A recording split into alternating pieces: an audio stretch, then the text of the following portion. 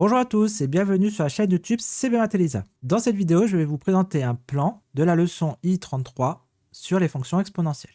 Alors, dans un premier temps, on va définir ce que c'est la fonction exponentielle et on va voir deux manières de définir cette fonction. On va ensuite proposer les propriétés algébriques de la fonction exponentielle. On verra qu'il existe une notation de la fonction exponentielle qui appuiera le fait que la fonction exponentielle se comporte comme une puissance. On étudiera une équation fonctionnelle qui va nous déterminer une famille de fonctions qu'on appelle exponentielle de base A. Puis, on étudiera la fonction exponentielle, c'est-à-dire les variations, la dérivée et les limites de cette fonction. Et enfin, on verra quelques applications sur la fonction exponentielle. J'ai placé cette leçon au niveau première spécialité mathématique, première STI 2D, terminale spécialité mathématique et terminale maths complémentaire. Les prérequis sont les suivants. Repérage dans le plan, étude de fonctions, dérivées, courbes représentatives, limites, équation différentielle d'ordre 1, primitive intégrale, fonction logarithme et convexité d'une fonction. Cette leçon est basée sur le polycopier Les leçons à l'oral du CAPES de mathématiques, sur quelques exercices sur des chapitres du manuel CESAMAT, première spécialité mathématique et terminale spécialité mathématique, et la leçon numéro 71 sur la fonction exponentielle de Martial Lanzen. Définition de la fonction exponentielle. Donc on va voir qu'on peut définir la fonction exponentielle de deux manières différentes. Via les équations différentielles. C'est la méthode la plus classique. Une équation différentielle est une égalité liant une fonction inconnue y de la variable x, ses dérivées successives, y', y seconde, etc. et éventuellement d'autres fonctions, constantes, f, etc. On appelle solution d'une équation différentielle toute fonction dérivable vérifiant l'égalité. Résoudre une équation différentielle, c'est trouver toutes les fonctions vérifiant l'égalité. Maintenant, on va étudier l'équation différentielle y' est égale à y, et on peut voir qu'il existe une fonction f dérivable sur r. Solution de l'équation différentielle y' est égale à y est telle que f de 0 est égal à 1, que l'on appelle la fonction exponentielle. On notera la fonction exponentielle qui a x associe exp de x ou exponentielle de x. On peut définir la fonction exponentielle comme la fonction réciproque de la fonction logarithme sur l'intervalle 0 plus infini. Alors, la fonction inverse, définie sur l'intervalle 0 plus infini par f de x est égal à 1 sur x, admet une unique primitive, grand F, qui vérifie la condition grand F de 1 est égal à 0. On peut utiliser le fait que toute fonction continue sur un intervalle admet des primitives sur i. On considère la fonction petit f, définie sur l'intervalle 0 plus l'infini ouvert, par f de x est égal à 1 sur x. C'est la restriction de la fonction inverse à l'intervalle ouvert 0 plus infini. La fonction logarithme n'est rien, notée ln, et la primitive grand F de petit f, telle que grand F de 1 est égal à 0. Donc ça, c'est la définition de la fonction logarithme. Maintenant, de la fonction logarithme, on peut considérer sa fonction réciproque. Pourquoi? Parce que la fonction logarithme, qui a x associé ln de x, est définie, continue, et strictement croissante sur l'intervalle ouvert 0 plus infini. Et la limite quand x tend vers 0 plus infini de ln de x est égale à moins l'infini, et la limite quand x tend vers plus infini de ln de x est égale à plus infini. D'après le théorème de la bijection, L réalise une bijection de l'intervalle ouvert 0 plus infini, et donc admet une fonction réciproque définie sur R et à valeur dans l'intervalle ouvert 0 plus infini. Cette fonction réciproque est appelée fonction exponentielle notée exp. On a, et pour tout x appartenant à R et pour tout y strictement supérieur à 0, exponentielle de x est égale à y si et seulement si ln de y égale à x. Alors, pourquoi ces deux manières de définir cette fonction exponentielle? Dans les anciens programmes, on voyait conjointement les fonctions exponentielles et fonctions logarithmes. Mais le professeur pouvait choisir l'ordre de présentation de ces deux fonctions. Si on voyait la fonction logarithme avant l'exponentielle, on pouvait se dire que la fonction exponentielle, c'est la fonction réciproque de la fonction logarithme. Maintenant, si la fonction logarithme était vue après la fonction exponentielle, là, on devait définir la fonction exponentielle comme solution de l'équation différentielle y' est égal à y, et comme condition initiale, f de 0 est égal à 1. Propriété algébrique de la fonction exponentielle.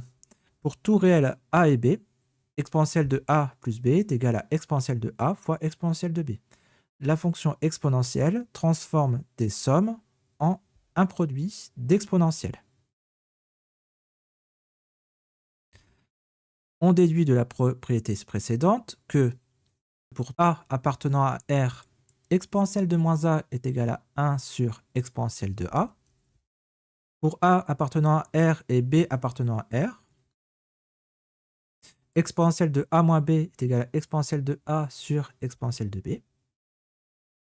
Pour n appartenant à grand N et a appartenant à R, exponentielle de a puissance n est égal à exponentielle de n fois a. Alors on peut voir maintenant une notation, voir que l'image de 1 par la fonction exponentielle est en fait la limite d'une suite bien connue. On a limite quand n tend vers plus l'infini de 1 plus 1 sur n puissance n est égal à exponentielle de 1 qu'on pourra noter e ou égal à, donc e est égal à exponentielle de 1. Maintenant, on voit l'exponentielle comme une puissance d'un nombre. D'après la propriété 3, on a pour tout x appartenant à R et n appartenant à Z, exponentielle de nx est égale à exponentielle de x puissance n. En particulier, pour x est égal à 1, exponentielle de n est égale à exponentielle de 1, le tout puissance n, fois e puissance n. Donc ici, le nombre e est à peu près égal à 2,71. Maintenant, on peut étendre cette notation pour y appartenant à R. Pour tout y appartenant à R, exponentielle de y est égal à exponentielle de 1 puissance y, et c'est égal à e puissance y. On peut alors réécrire les propriétés algébriques de la fonction exponentielle avec la nouvelle notation. Pour tout réel x et y, on a e puissance x plus y est égal à e puissance x fois e puissance y. E puissance moins x est égal à 1 sur exponentielle de x. Exponentielle puissance x moins y est égal à exponentielle puissance x sur exponentielle puissance y. Exponentielle puissance x fois y est égal à exponentielle de x puissance y. Maintenant, on va étudier une nouvelle famille de fonctions exponentielles de base a grâce à une équation fonctionnelle. Soit a, un réel strictement positif, est différent de 1. Il existe une fonction f dérivable sur r, solution de l'équation différentielle y' est égale à ln de a fois y, et telle que f de 0 est égal à 1, que l'on appelle la fonction exponentielle de base a. Soit a, un réel strictement positif, est différent de 1. On définit l'exponentielle de base a, la fonction qui a x associe a puissance x, définie pour tout x appartenant à R.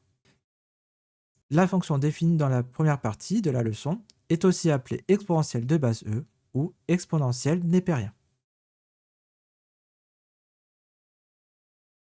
Alors on a les propriétés algébriques de la fonction exponentielle de base a, soit a, un réel strictement positif est différent de 1, et x et y, deux nombres réels. On peut simplifier l'écriture de certaines expressions grâce aux propriétés suivantes. A puissance x fois a puissance y est égal à a puissance x plus y. A puissance moins x est égal à 1 sur a puissance x. A puissance x sur a puissance y est égal à a puissance x moins y. Et a puissance x puissance y est égal à a puissance x fois y. Passons maintenant à l'étude de la fonction exponentielle. Les études de variation. Donc, on rappelle que la fonction exponentielle et la solution de l'équation différentielle y' est égale à y, avec comme condition initiale f de 0 est égal à 1. On a donc la fonction exponentielle est strictement croissante, car pour tout x appartenant à R, f' de x supérieur ou égal à 0. Et comme f' de 0 est égal à 1, on a limite quand x tend vers 0 de exponentielle de x moins 1 sur x bien égal à 1. Ici, on a le nombre dérivé de la fonction exponentielle en 0. Les limites aux bornes de l'intervalle de définition de la fonction exponentielle, on a limite quand x tend vers plus infini de exponentielle de x est égal à plus infini, et limite quand x tend vers moins l'infini de exponentielle de x est égal à 0. On a la même chose pour exponentielle de moins x. Limite quand x tend vers plus infini de exponentielle de moins x, bien là ça va être égal à 0. Et limite quand x tend vers moins l'infini de exponentielle de moins x, c'est égal à plus infini. Pourquoi? Parce que exponentielle de moins x est égal à 1 sur exponentielle de x. On peut maintenant dresser le tableau de variation et la courbe représentative de la fonction exponentielle. La fonction étant strictement croissante sur R et limite quand x tend vers moins l'infini de exponentielle de x est égal à 0 et limite quand x tend vers plus infini de exponentielle de x est égal à plus infini, on a donc le tableau de variation suivant. Et on a bien cette courbe représentative pour la fonction exponentielle. Donc ici, c'est le point 0, 1. Et on voit que la fonction est strictement croissante. Et, bien entendu, la pente va être de plus en plus forte quand x augmente. Conséquences sur les égalités et inégalités. Pour tout nombre réel x, exponentielle de x est strictement supérieure à 0. Et pour tout nombre réel x et y, exponentielle de x égale à exponentielle de y si et seulement si x égale à y, et exponentielle de x strictement supérieure à exponentielle de y équivaut à x strictement supérieur à y. Maintenant, on peut voir les dérivées de fonctions composées avec l'exponentielle, soit u, une fonction définie sur un intervalle i. Si u est dérivable sur i, alors la fonction qui a x associe exponentielle de u de x est dérivable sur i, et sa dérivée est qui a x associe u' de x exponentielle de u de x. Convexité. La fonction qui a x associe exponentielle de x est convexe sur R. Pourquoi? Parce que la dérivée seconde de la fonction exponentielle est strictement positive. On voit maintenant quelques applications sur la fonction exponentielle. On a une inégalité de convexité, soit a et b deux nombres réels. On va montrer que exponentielle de a plus b sur 2 est inférieur ou égal à 1/2 facteur de exponentielle de a plus exponentielle de b. Ici, on va utiliser la convexité de l'exponentielle pour démontrer cette inégalité. Les croissances comparées appliquées à la fonction exponentielle. Qu'est-ce que c'est les croissances comparées? Elles permettent de lever les indéterminations du type l'infini sur l'infini et 0 fois l'infini. Elles interviennent quand on calcule une limite d'un rapport ou un produit d'une fonction puissance et un logarithme, d'un rapport ou un produit d'une fonction puissance et une exponentielle. On établit donc un rapport de force entre classes de fonctions. On va dire qu'une classe de fonctions tend plus ou moins rapidement vers l'infini qu'une autre classe de fonctions. Du plus fort au plus faible, on a exponentielle, puissance, logarithme.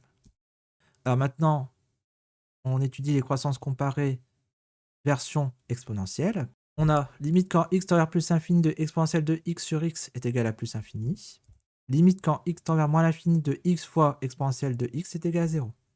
Et plus généralement, pour tout n appartenant à n étoiles, on a limite quand x tend vers plus infini de exponentielle de x sur x puissance n est égal à plus infini. Et limite quand x tend vers moins l'infini de x puissance n exponentielle de x est égal à 0. Alors, maintenant, on va voir cette intégrale propose cet exercice d'étudier la convergence de l'intégrale, intégrale entre 1 et plus infini, de t puissance x moins 1, exponentielle moins t, dt. Pour finir, on peut voir que les fonctions trigonométriques hyperboliques sont définies à l'aide de fonctions exponentielles. On définit pour tout x appartenant à R les fonctions sin h, cos h et tan h, respectivement sinus, cosinus et tangente hyperbolique par les formules. Sinus hyperbolique de x est égal à exponentielle de x moins exponentielle de moins x sur 2. Cosinus hyperbolique de x est égal à exponentielle de x plus exponentielle de moins x sur 2. Et tangente hyperbolique de x est égal à sinus hyperbolique de x sur cosinus hyperbolique de x. Première question, on va étudier les fonctions cosinus hyperbolique, sinus hyperbolique et tangente hyperbolique en détaillant le signe, la parité, les variations, les comportements zéro et en l'infini. Dans une deuxième question, il est demandé de tracer les courbes représentatives des fonctions cosinus hyperbolique, sinus hyperbolique et tangente hyperbolique. Et en troisième question, on va prouver la relation fondamentale de la trigonométrie hyperbolique. Cosinus hyperbolique au carré de x moins sinus hyperbolique au carré de x est égal à 1. Bien, la vidéo est maintenant terminée. Merci de l'avoir suivi. Un like, un abonnement ou un commentaire sont toujours les bienvenus.